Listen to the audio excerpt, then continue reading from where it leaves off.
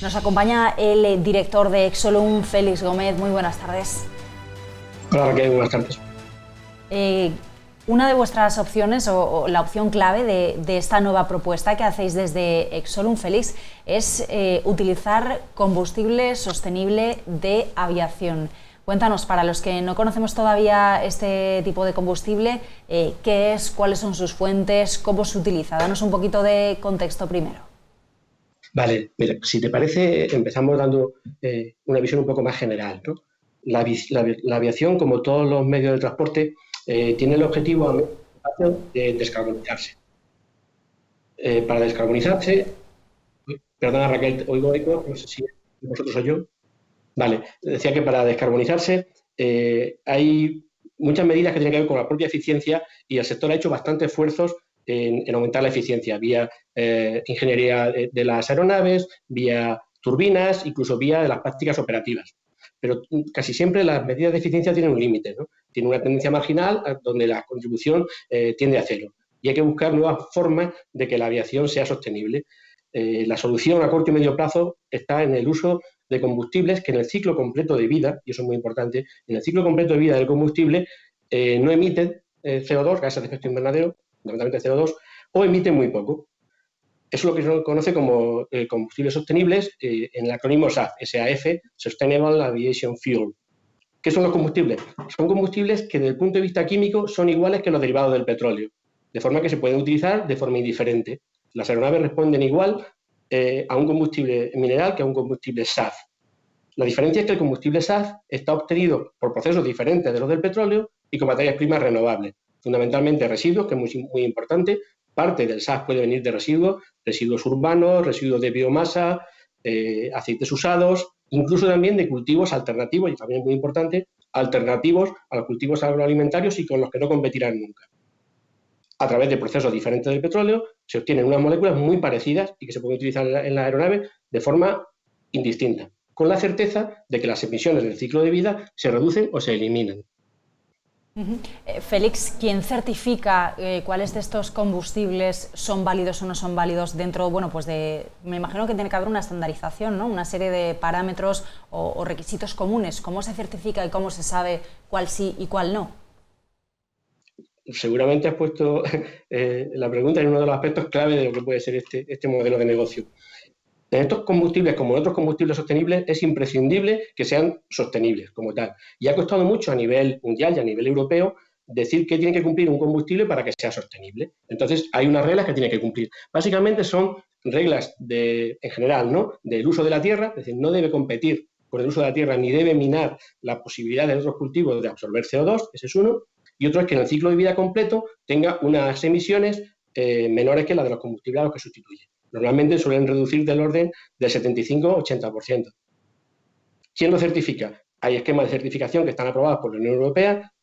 Lamento, ya no recuerdo el número, pero debe haber como una docena de esquemas. Entonces, cualquier empresa que quiera participar en cualquier etapa de este modelo de negocio tiene que pasar una auditoría frente a una entidad que esté acreditada para supervisar que eso es así.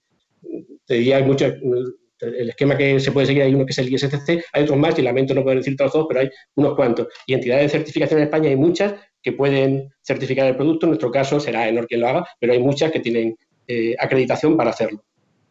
Este tipo de combustibles sostenibles de aviación, Félix, ¿en cuánta cantidad podemos encontrarlo? Quiero decir, cuando hablamos del contexto de la cuota de mercado, ¿no?, por así decirlo, ¿de qué porcentajes estamos hablando? ¿Es algo que todavía me imagino que es minoritario? Tal cual dices, es muy minoritario. Fíjate que en un sector como el transporte terrestre, donde llevamos décadas utilizando combustibles alternativos, estamos hablando de porcentajes del orden del 7-10%, ¿no? El 14% quiero recordar que es en 2030, o sea, después de décadas. En aviación se podría ser un logro aspirar a porcentajes del orden del 2-3%. Ahora mismo la producción es muy minoritaria, te diría más, incluso no es sencillo acceder a los mercados para abastecerte de SAF, incluso a un precio que sea más o menos competitivo, aunque siempre sea más alto que el combustible que sustituye. Entonces, en ese caso, cuando estamos hablando de utilizarlos de una forma, bueno, pues más popular, ¿no? o más mayoritaria, cuando el objetivo es ir hacia ese tipo de combustibles más sostenibles y respetuosos, todavía no son suficientes o no están lo suficientemente trabajados, por así decirlo, o en cantidad como para que pueda haber un uso mayoritario, pero dirías que vamos hacia ahí, para que yo ponga el contexto.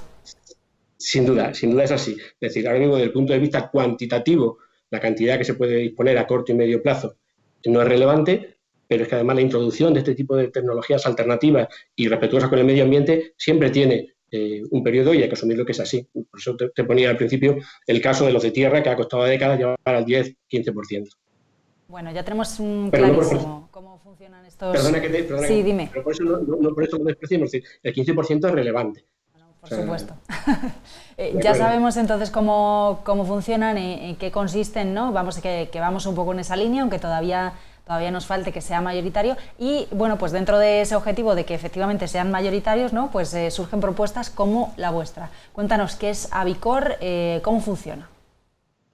Sí, pues la verdad es que Avicor es una forma que desde Exolum hemos pensado para intentar que el acceso al SAF por parte de empresas y de usuarios sea más sencillo. Por lo que hemos dicho antes, no es sencillo desde el punto de vista de la producción, desde el punto de vista logístico, que alguien pueda acceder a utilizar combustible sostenible. Entonces, pensando cómo era la logística y el suministro de aeronaves en la aviación, se nos ocurrió que una forma sería crear un modelo de negocio, que luego terminó siendo Avicor, que lo que hiciera es que cualquier persona o cualquier empresa que tiene que viajar o que desea viajar y que decide que la forma mejor de viajar es el avión, pueda hacerlo sin contaminar. Ese es el concepto. Dejamos en la decisión del usuario final o de la corporación la decisión de volar, si ese es un medio de transporte idóneo, y de que puede hacerlo sin contaminar. ¿Cómo lo hacemos? En el caso de un usuario, por ejemplo, de una corporación que quiera volar en un día determinado, en un trayecto, sea que fuere Madrid-Barcelona, Madrid-Bilbao, puede contactar con Avicor directamente o comprar a través de la web el combustible que esa persona va a gastar en el trayecto que va a hacer. Es decir, si una persona de Madrid a Bilbao en su vuelo tiene que consumir 40 litros de combustible, lo que hace Avicor es enviar los 40 litros de combustible que esa persona ha adquirido como SAF al aeropuerto de salida del cliente. Lamentablemente por ahora solo lo podemos hacer en Barajas, es decir, solo lo hacemos con vuelos que salgan desde Barajas. Si una persona quiere volar, empleado de una organización, desde Barajas hasta cualquier otro destino, nos dice cuál es el destino, nosotros calculamos el combustible que gasta y lo enviamos a Barajas el día de antes de su vuelo. Entonces, es el cliente quien asume el coste, ¿no? Por así decirlo, o la diferencia entre lo que sería el combustible normal y este combustible SAF. No sé si nos puedes dar una idea para saber de cuánto dinero estamos hablando. Muy poco, Raquel. A ver, esto, en términos absolutos, una persona que quiera volar de Madrid a Bilbao y quiera descarbonizar su vuelo entero, es decir, quiera sustituir todo el combustible que su trayecto va a consumir, podría hacerlo por unos menos de 20 euros, 19 con algo. Es verdad que los precios fluctúan un poquito porque la materia prima tiene que ir al mercado y depende de cómo esté, pero sean menos de 20.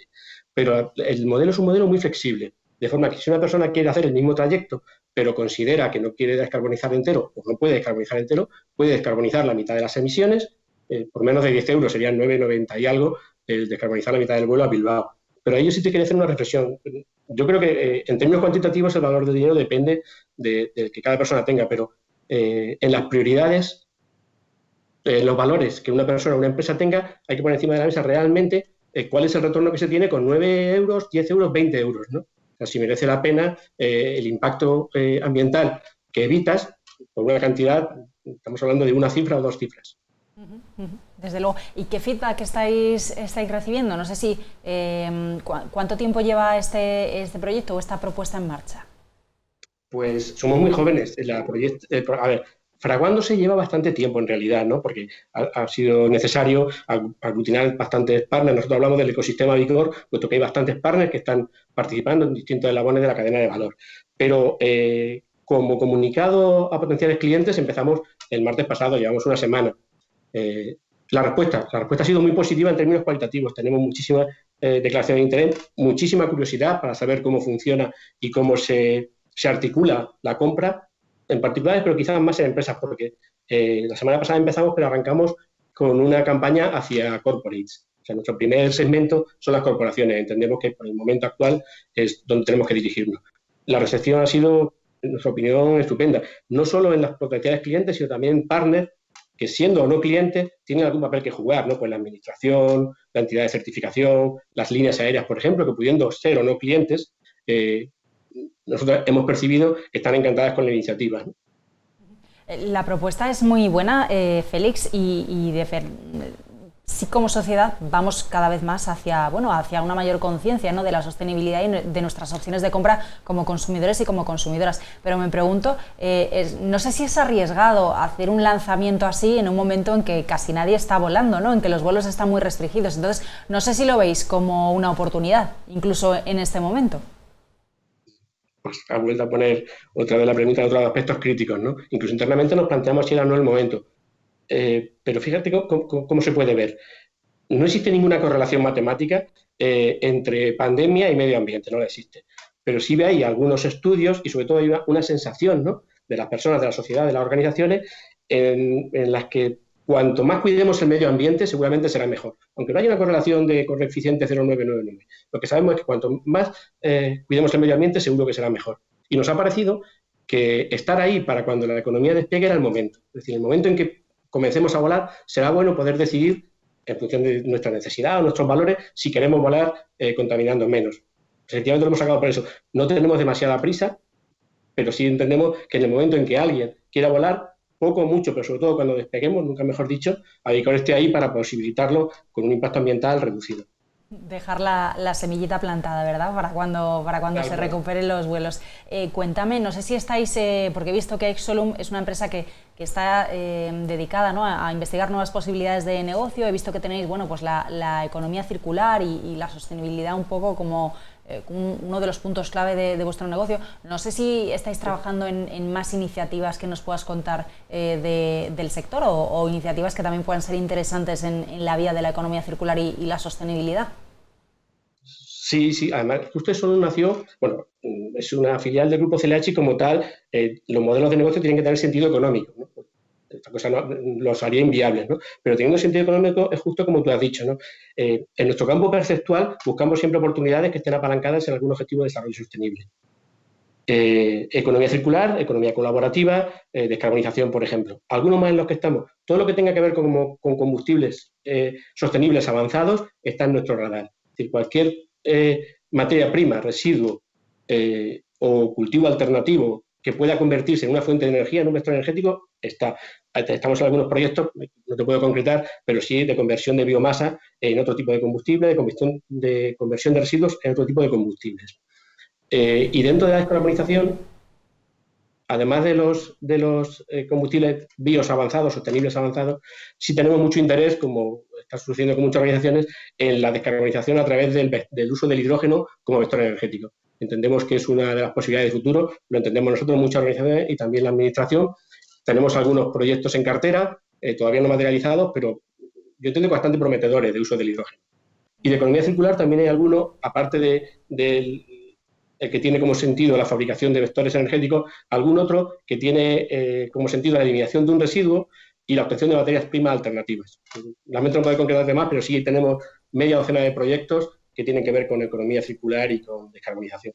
Esperamos posiblemente a lo largo de los próximos meses tener la oportunidad de que los conozcáis. Oye, ¿y qué opinas del hidrógeno? Ya que estamos en confianza, pues te pregunto un poco por todo, porque últimamente estamos viendo cómo, bueno, pues surgen noticias, ¿no?, todos los días en la prensa, incluso compañías tradicionales del sector energético contaminante, bueno, pues lanzándose hacia los planes de hidrógeno. No sé si es una de las grandes promesas para el futuro renovable, para esa descarbonización de la economía que estamos buscando, para ese Green Deal, ¿no?, que se quiere hacer en Europa. Lo que pasa es que, bueno, pues también hay quien nos dice que todavía no es una energía renovable que esté madura, que todavía, bueno, pues para alcanzar esos objetivos en términos de coste, de fabricación y de acceso a esa energía, pues que todavía queda un rato, a pesar de que ahora estamos oyendo mucho hablar de ello. Pues a ver, yo creo que tiene muchos visos de convertirse en un vector energético importante. El hidrógeno le pasa como la electricidad. En sí mismo no es una fuente de energía. El hidrógeno es una forma de almacenar energía de otras fuentes y de llevarla donde se necesita. Como la electricidad, como tal, no existe, ¿no? Tú tienes que generar electricidad y llevarla donde se necesita. La electricidad cubre con una propuesta de valor importantísima muchos nichos, muchos segmentos de consumo. Pero hay segmentos de consumo donde el vector electricidad no presenta algunas ventajas necesarias que sí presenta el vector hidrógeno. Por lo tanto, yo creo que el vector hidrógeno, bueno, yo la administración y posiblemente, fíjate, la Unión Europea, cuando establece su visión a 2050 de descarbonización, reducción de emisiones al 80, al 90, al 95%, pone tres escenarios, ¿no?